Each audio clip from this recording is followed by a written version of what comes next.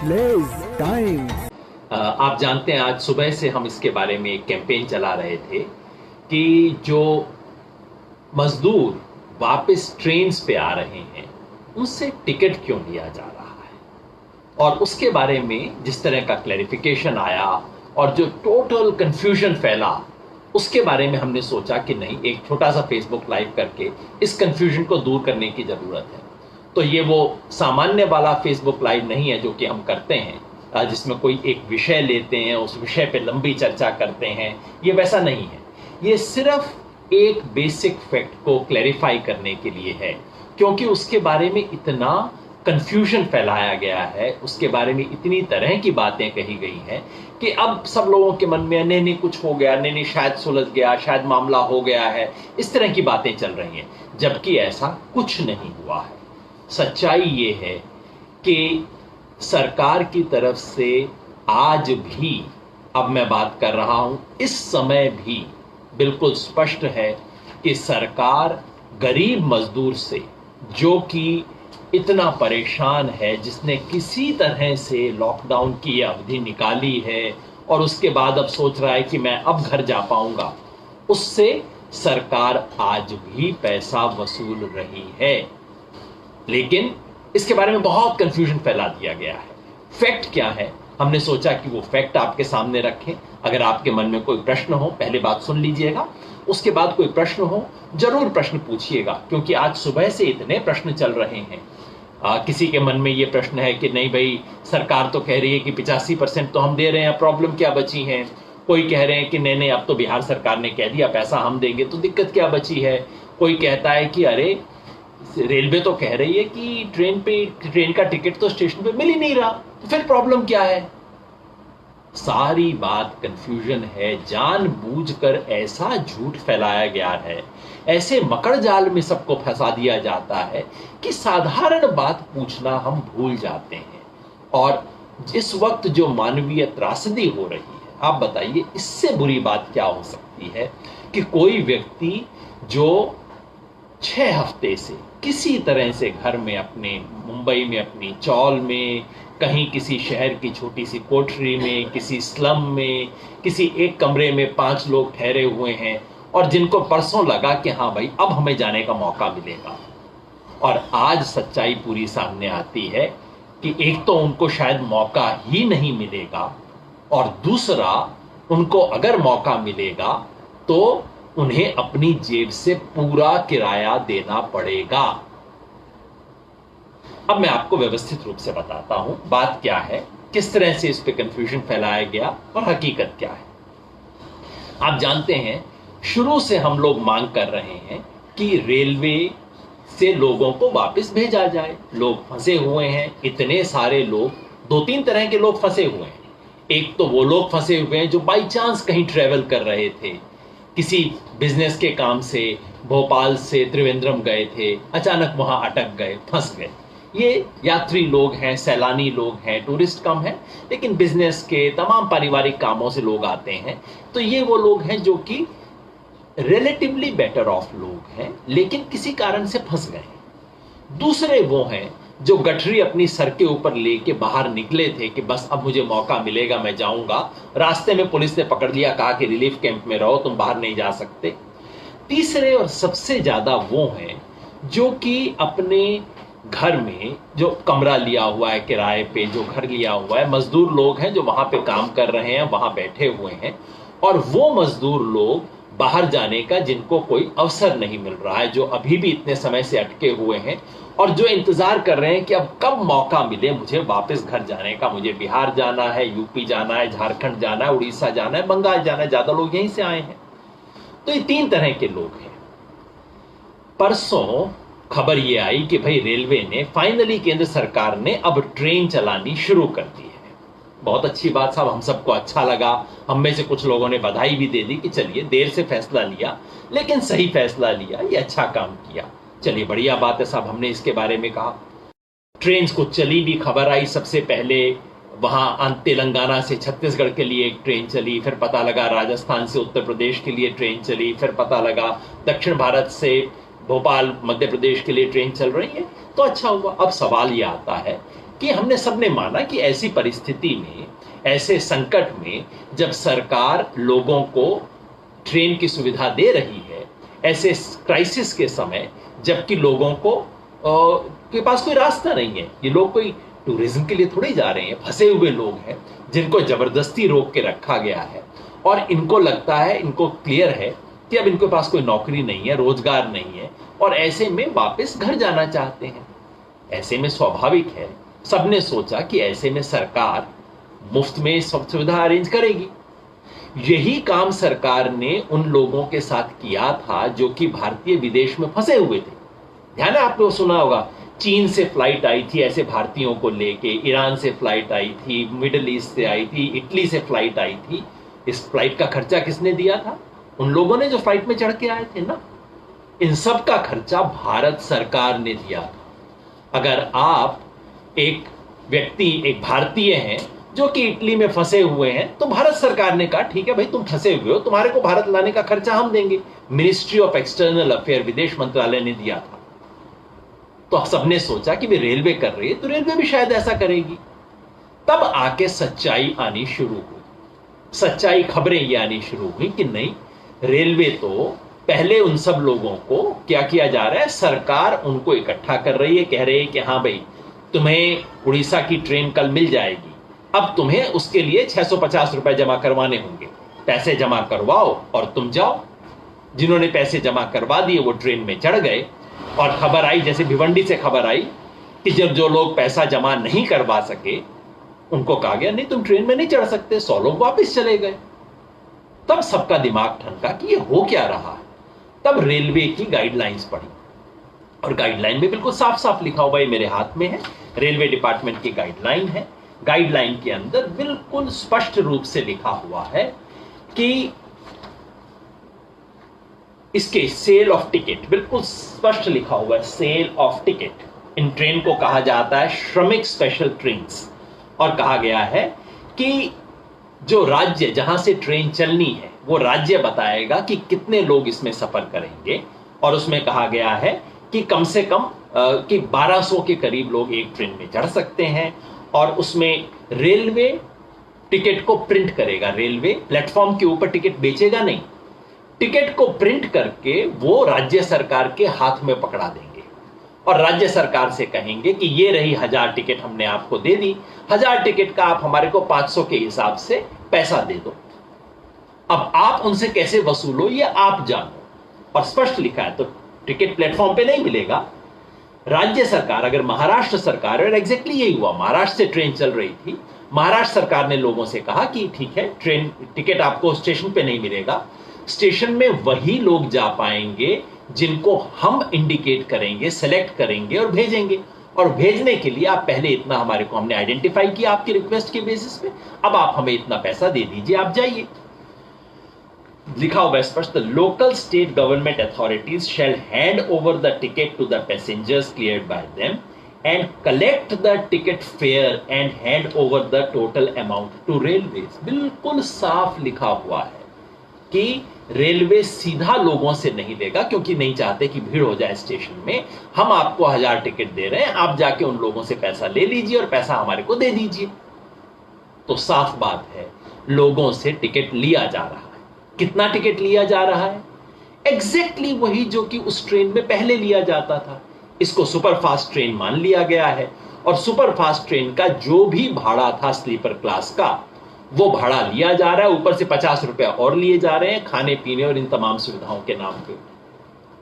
अब जब ये बात सार्वजनिक हुई और कल लोगों ने थू थू करना शुरू किया कि कैसी सरकार है, ऐसी स्थिति में भी लोगों से पैसा ले रही है, फिर सरकार ने खेल खेलना शुरू किया। आज सुबह कांग्रेस ने भी कोई घोषणा कर दी, बहती गंगा में उन्होंने कहा भी हम भी हाथ धो लें, उन्होंने कहा हम दे देंगे पैसा। अब बीजेपी के लिए संकट हो गया। अब देखिए सुबह से क्या खेल हो रहा है। सुबह सुबह बीजेपी के लीडर सुब्रमण्यम स्वामी जी ने ट्वीट किया और कहा कि मेरी रेलवे मंत्री से बात होगी, जैसे वो प्रधानमंत्री हो, मेरी रेलवे मंत्री से बात हो गई है। रेलवे मंत्री ने कहा है कि ठीक है 85% हम देंगे, केवल 15% राज्यों को देना है। सबने कहा भाई सुब्रमण्यम स्वामी ने कह दिया, ये तो हो गया होगा। मैंने कहा भाई एक ऑर्डर का वेट कर लो, अगर हो जाए तो। उसके बाद बीजेपी के प्रवक्ता समित पात्रा जी आए, बहुत शानदार गुगली फेंकते हैं। उन्होंने कहा कि ये तो बेकार के झूठे अनर्गल आरोप लगाए जा रहे हैं, रेलवे तो ऑलरेडी 85% दे रहा है, केवल 15% राज्यों को देना है। अब आपने मैंने क्या सोचा, सारे जर्नलिस्ट लोगों ने क्या सोचा, सबने सोचा कि इसका मतलब है कि अगर 500 रुपए का टिकट था तो राज्य को केवल 85 रुपए देना है, बाकी 415 रुपए तो सेंट्रल गवर्नमेंट दे देगी। और फिर सबने कहा कि भाई अब मुद्दा क्या बचता है, ठीक है 500 में से सिर्फ 85 रुपए का ही मामला है ना, और वो राज्य सरकार दे रही है, और मजदूर बेचारे को तो एक पैसा भी नहीं देना। तो हमने इस पे जो कैंपेन चलाया, लोगों ने हमें कहा नहीं नहीं आप बेकार में नाहक की कैंपेन चला रहे हैं, इसकी क्या जरूरत है। तो बिल्कुल स्पष्ट है कि सरकार दे रही है, 500 रुपए में से 85% तो सरकार दे रही है, 85% कम नहीं होता, बहुत है, ठीक है दे रहे हैं। सच्चाई बाद में निकली। सच्चाई क्या है कि वो ये कह रहे हैं कि भाई 500 में तो आपको 500 ही देना पड़ेगा, लेकिन आप खुश हो जाइए क्योंकि एक्चुअली तो आपको 5,000 देना पड़ता। उस 5,000 में से 4,500 तो हम दे रहे हैं, आपको तो 500 ही पड़ रहा है। ये फिगर कहां से आया? ये वहां से आया कि रेलवे हमेशा जो स्लीपर क्लास की टिकट होती है वो सब्सिडाइज्ड होती है। यानी कि आज से 2 महीना पहले भी अगर आप रेलवे में ट्रेवल कर रहे थे, तब भी रेलवे को जितना खर्चा पड़ता है उससे कम में आपको टिकट मिलती थी। असली बात यह है, और उसका प्रचार किया जा रहा है। संबित पात्रा ने बोला, और आजकल सरकार और इनमें तो अंतर बचा नहीं है। तो आज शाम को जो सरकार की ब्रीफिंग हुई, सरकार के जॉइंट सेक्रेटरी लव कुमार हैं, उन्होंने भी एग्जैक्टली बोल दिया 85% केंद्र सरकार दे रही है। टोटल लोगों की आंखों में धूल झोंकना। ये बात जो कि 10 साल से 50 साल से रेलवे कह रही है कि भाई हम तो हमेशा, ये तो स्टैंडर्ड सब्सिडी है जो रेलवे हमेशा देती है, और इस बार वो और भी ज्यादा क्लेम कर रहे हैं।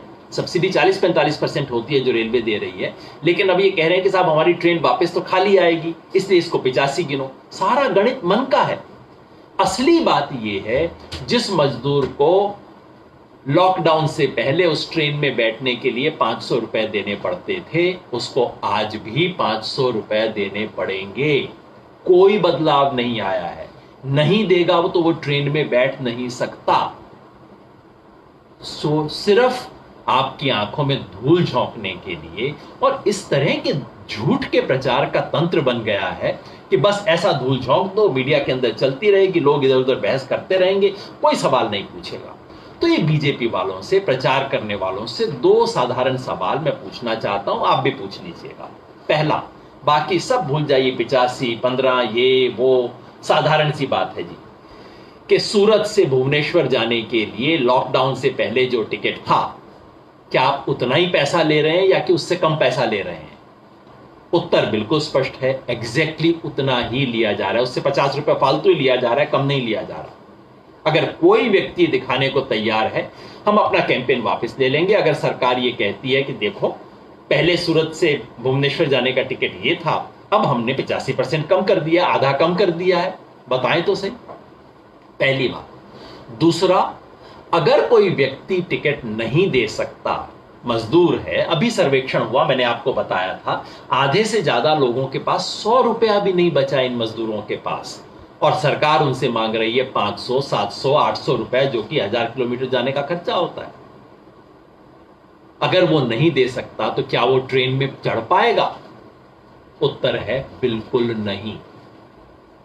फिर आप पूछेंगे कि भाई फिर बिहार सरकार ने क्या घोषणा कर दी है?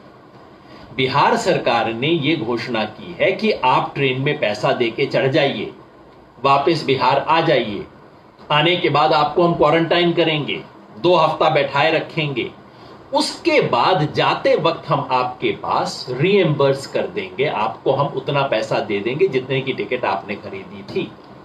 पर भाई दिक्कत यह है कि उस व्यक्ति के पास अगर पैसा है नहीं आज, तो वो चढ़ेगा कैसे ट्रेन में? बिहार सरकार जो कर सकती थी वो ये कि सब राज्य सरकारों को कह देती कि ठीक है, बिहार आने वाली किसी भी ट्रेन का टिकट आप ले लीजिए, बिहार सरकार सीधा आपको पैसा दे देगी, आपको मजदूर से एक पैसा लेने की जरूरत नहीं है, तो ठीक होता। ऐसा कोई फैसला नहीं हुआ है, किसी राज्य की तरफ से ये बात नहीं हो रही है। तो हकीकत यह है कि आज भी उतना पैसा लिया जा रहा है। और तीसरा सवाल ये और पूछिए ये सवाल जो कि सरकार का एक दूसरा नोटिफिकेशन आया है। कल रात को भारत सरकार की मिनिस्ट्री ऑफ होम अफेयर से एक दूसरा नोटिफिकेशन आया है।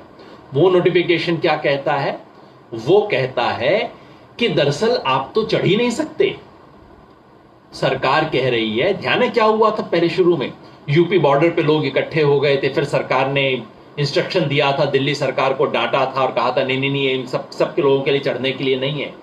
बिल्कुल वैसी ही इंस्ट्रक्शन कल भारत सरकार की तरफ से मिनिस्ट्री ऑफ होम अफेयर की तरफ से कल रात को रिलीज हुई है, ये कहते हुए कि ये जो श्रमिक एक्सप्रेस चल रही हैं, ये उन लोगों के लिए नहीं है जो बिहार का मजदूर है, जो कि मध्य प्रदेश में बैठा है, जो तमिलनाडु में बैठा है, जो कर्नाटका में बैठा है, जो अपनी बस्ती में बैठा है, जो वेट कर रहा है, उसके लिए नहीं है। वो केवल उन लोगों के लिए है जो लॉकडाउन शुरू होने से पहले यानी कि 23 मार्च तक अपने घर से निकल चुके थे, रास्ते में फंस गए थे, जो उस जगह पे रहते नहीं हैं, जिनके पास कोई खोली, कोई कमरा, कुछ नहीं है, वहां काम नहीं करते, जो बिल्कुल रास्ते में फंसे हुए पैसेंजर हैं, केवल उनको लिया जाएगा, बाकी किसी को इस ट्रेन में बैठाया नहीं जाएगा। मतलब क्या कि कल परसों से दरवाजा बंद होने वाला है। कहा जाएगा कि बस इतने लोग चले गए, बाकी आप अगर 30 दिन टिके हुए थे तो आपके पास बंबई में कोई जगह थी ना, नासिक के अंदर कहीं तो ठहरे हुए थे, इसका मतलब है आप वहां पे रहने वाले हो। आप वहां, ठीक है, आपका स्थायी निवास होगा बिहार उड़ीसा में, लेकिन आप नासिक में रह रहे थे ना, अब वहीं पे रहो, कहीं जा नहीं सकते। केवल जो लोग रास्ते में अटके थे उनके लिए बना है और किसी के लिए नहीं बना हुआ। ये कल आया है। अब आप समझ रहे हैं कितना खतरनाक मामला है। सच्चाई ये है, दुर्भाग्यवश इस सच्चाई को न मीडिया ठीक से पेश कर पा रहा है, सरकार इसके ऊपर लिपापोती कर रही है, और ऑपोजिशन का हमारे देश में जो हाल है, एक बार जोर से बोल देते हैं, उसके बाद वो भी सो जाते हैं। इसलिए मुझे और आपको कुछ करना पड़ेगा। हम सब लोग इसके बारे में अभियान चला रहे हैं।